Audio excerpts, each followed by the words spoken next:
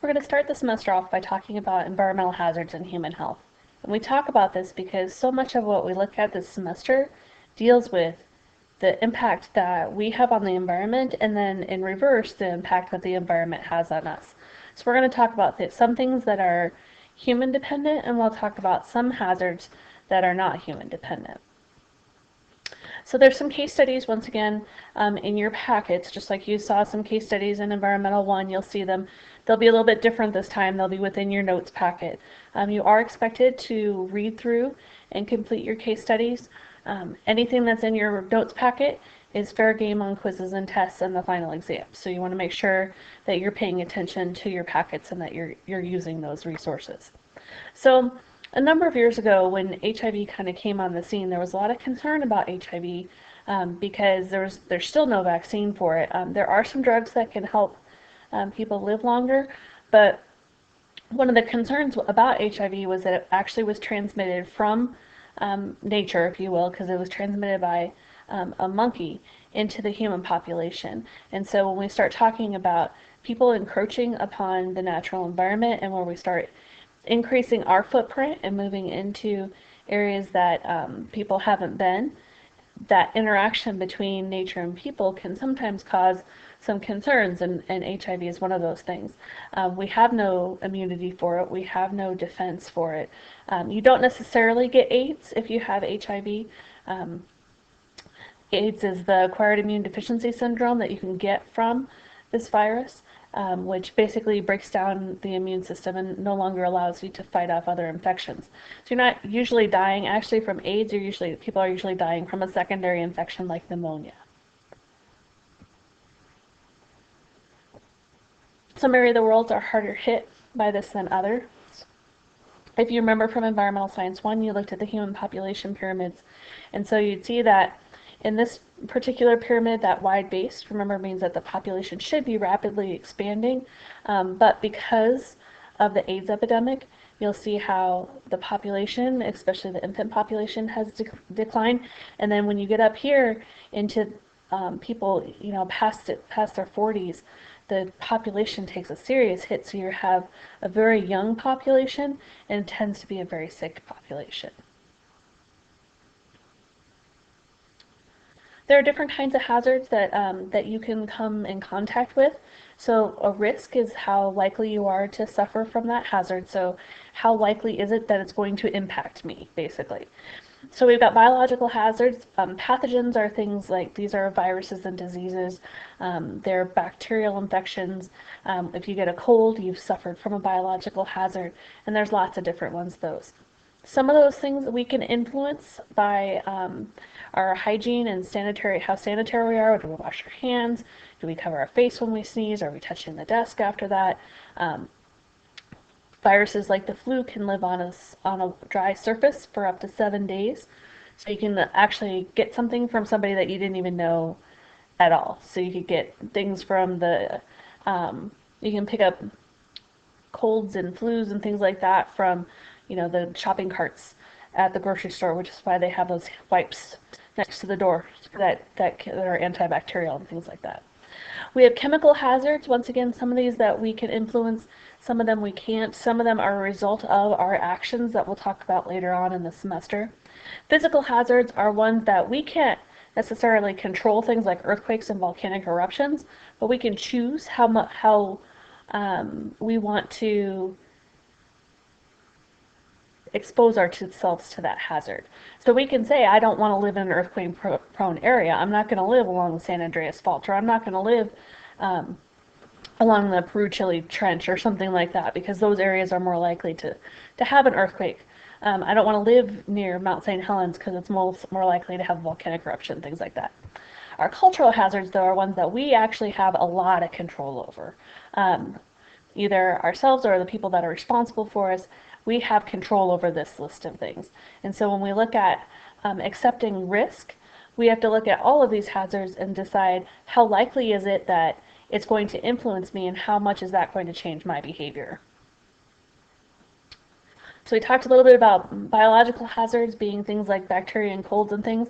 We have some biological hazards that are non-transmissible, that can't go from person to person. So I can't breathe on you and give you malaria. It's actually a transmissible disease because it can spread through a mosquito, but actually I can't give you malaria like I could give you a cold. But cancer is a really good example of a non-transmissible disease. It's something that's never going to pass from person to person. As opposed to transmissible things like colds and flus are primary ones. Hepatitis is another one that are very transmissible and infectious. So when we look at this list of how many infections really kill people, especially in our developing nations, you might be a little bit surprised about the thing that's at the top of the list. So the flu virus actually kills more people worldwide than anything else does. And we don't really think about that because, we get sick and we get better. But when you're in areas, especially in some of our very poor countries, if you get something like a flu that ends up with you getting diarrhea or something like that, a lot of times people die from dehydration because they have nothing to stop those symptoms, and then they get so dehydrated and so worn down that it actually kills them. And so that's why when we look at, yes, HIV and AIDS have killed lots of people, but historically speaking, the flu has killed way more. In the early 1900s, there was a flu epidemic that wiped out about a third of the population in the United States. It was a large number of people that were impacted by the Spanish flu. You'll see some of these have dropped significantly. They're a much smaller number. Things like measles, when we have a immunization for something, it tends to kill less people. And so tuberculosis and hepatitis and measles, we have immunizations for all of those. Most of our diseases can spread. One reason they can spread so quickly is because they have a very short lifespan, so they replicate really fast, which means that they adapt to new situations really fast. When we talk about humans adapting on a cellular level, not just I change my behavior for a situation, but my body has changed, which I can't do. It has to happen over time. It takes generations, so it can take over 100 years for an actual human adaptation to show up. But because the bacterial diseases replicate so quickly, they actually can adapt very quickly, and so that's where you get bacteria that's resistant to antibiotics. We also have, if you look at some of this, when people travel a lot, they bring their germs with them, and if they travel to an area where people don't normally come encounter with that particular disease, then they're more likely to catch it. Tuberculosis is an infection in the lungs. It basically kind of tears up your lungs inside. They used to call this, they had not very nice names for people who had tuberculosis, but if you've ever seen Wyatt Earp, Doc Holliday had tuberculosis, and it's one where they cough a lot, and then there's a lot of blood that comes out when they cough because it's really damaging their lungs in here. And it was getting under control because we have screenings for it. We have you're inoculated against tuberculosis. You've all probably had the vaccine for tuberculosis, but in some areas we don't have as good of screening, and so because it is kind of expensive, and then it's kind of come back on the rise. You don't see it as much in the United States, but you do see it more in developing nations. So we talked a little bit about the flu already. Part of the reason that the flu can spread so well is because it can move from animal populations to human populations. And so, see, you've heard about, I'm sure, the bird flu, the avian flu that came through, and that was where there's a lot of concern because as we raise animals for food, people come in contact with those animals, and if one of them contracts a flu-like virus, they can actually carry it and not show it and not express symptoms or anything like that, and so people don't know it, and so then they come in contact with them, not necessarily eating them, but when they're caring for the animals, and then the flu virus can pass into the human population, and then we have very little resistance to that. So we talked already a little bit about HIV. A lot of resisting or slowing the spread of HIV is about education. How does the disease spread? How can you prevent yourself from getting it? This little boy always makes me so sad, this picture. So this is showing the life cycle of malaria. So malaria isn't actually caused by the mosquito. The mosquito has a plasmodium, or a little critter that's inside of it, um, that the mosquito will bite and infect a person, and they will suck blood into their system. And then they carry that plasmodium with them. And then when they go to the next person and they bite them, each time the mosquito bites someone, it actually injects a little bit of a substance that's called an anticoagulant. It keeps your blood from clotting so that they can more easily suck the blood out of the person. And so when they do that, when they put that substance into the person, then it puts the plasmodium into the person. And then it'll go through the person's system, and it tends to concentrate in the liver, and it'll start to replicate. And when it does that, it starts to burst blood cells. And so that's when the person suffers basically the attack of malaria, which usually is characterized by they have yellowing of their eyes, they look a little bit jaundiced, or they look a little bit yellow, usually high fever, chills, and the person really does not feel good. So those were pathogens, or the biological hazards. Our next category was chemical hazards, and then there's different categories of chemical hazards. So a chemical is basically just anything that's chemical based, or a toxin that can cause you harm. And so there's lots of things that could be chemical hazards depending on the quantity, but we're talking mostly in this area about things that would be harmful to you in relatively low doses, or low quantities. So we have mutagens, which are actually causing mutations in the DNA. So they cause the breakdown usually of DNA, so it's not acting appropriately. It's not doing what it's supposed to be doing. The teratogens cause birth defects, so they're going to impact the fetus. And so that's where you see a lot of warning labels and things like that about, if you're pregnant, that you shouldn't be breathing in something, or you shouldn't be eating something because they're teratogens. And then our carcinogens are something that causes cancer. So we look at different criteria for considering if a chemical is considered hazardous. Obviously, if it's going to catch on fire, or if it's going to explode, that would be dangerous to us. An irritant can be something that you might think about, like it makes your eyes itchy, it makes you sneeze, it causes an excess of mucus, it can also cause skin rashes. That's what an irritant would be. If it interferes with oxygen intake, this is not like I can't breathe. That would be an irritant. This is that it's blocking my blood cells from absorbing oxygen. And there are some chemicals that can cause that to happen, and so then your body actually gets starved of oxygen even though you can breathe. The I can't breathe anymore would also come under the inducing allergic reactions. That's where, like, if you have an EpiPen or something like that, that's because the chemical hazard, which could be from something that you would think would be like a biological hazard, like a bee sting, that would actually, because the bee is injecting a chemical into you, it's actually a chemical hazard, and it can induce that allergic reaction, or people can go into shock where their throat kind of swells up and they can't breathe anymore. So we can have long-term effects, and we can have short-term effects based on chemical hazards, and different chemicals will impact different systems within your body. So you could have some that impact your immune system or keep you from fighting off disease. You could have some that are impacting your nervous system, which is what's sending messages, the electrical messages around your body. Or you could have some that are impacting your endocrine system, which impact your body sending hormone messages or chemical messages throughout your body.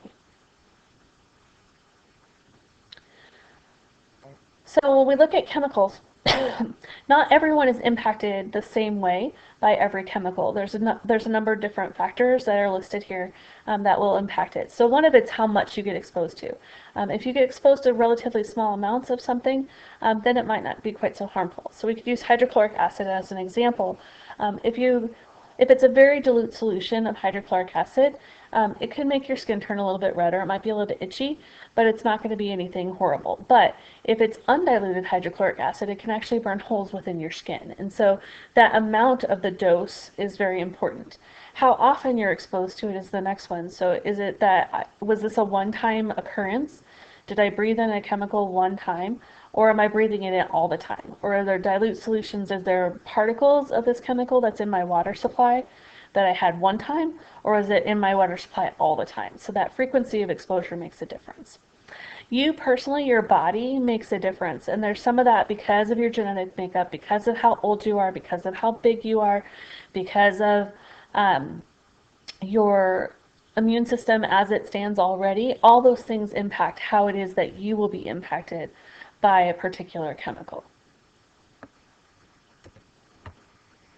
So when we look at risk analysis, there's some things that we look at. So first of all, we look at like what's the hazard, and most of the time you're not going to like stop and think through these steps, but hopefully when something comes up that you think might be harmful to you, you kind of like informally go through this like, should I really do this? Like, how? I'm not saying that you're going to say, how likely is it the event that's going to occur? Well, no, but how likely am I going to get hurt? Am I going to get hurt doing this?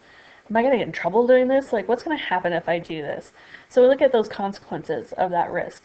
So that's kind of that assessment part, and that's hopefully something that you think through on your own when you're confronted with a situation. If you don't, perhaps you might want to think about it, because that can actually save you quite a bit of grief in your lifespan.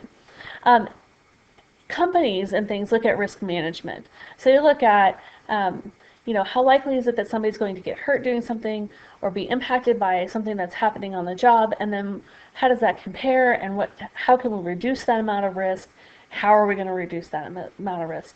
So as an individual, you wouldn't necessarily have a strategy for risk reduction, but you might think, hey, you know what, probably shouldn't ride in the back of a pickup truck without a seatbelt on because I could get thrown out of the truck. So instead of doing that, I'm going to ride in the cab of the pickup truck where I can have a seatbelt. Those kind of things are what we're talking about. So when we look at the things that actually shorten our lifespan, some of these things you have control over, some of them you don't. Living in poverty actually reduces your lifespan because of the lack of access to healthcare, to adequate food. Living in poverty actually puts a great deal of stress on your system, and increasing the amount of stress will actually decrease your lifespan. So poverty is the number one thing that will shorten your lifespan. Sorry, boys, being born male, there's nothing we can do about that. Usually that's associated with behaviors, and just men and women are different. They're different creatures, and they behave differently, and then sometimes that can result in a shortened lifespan.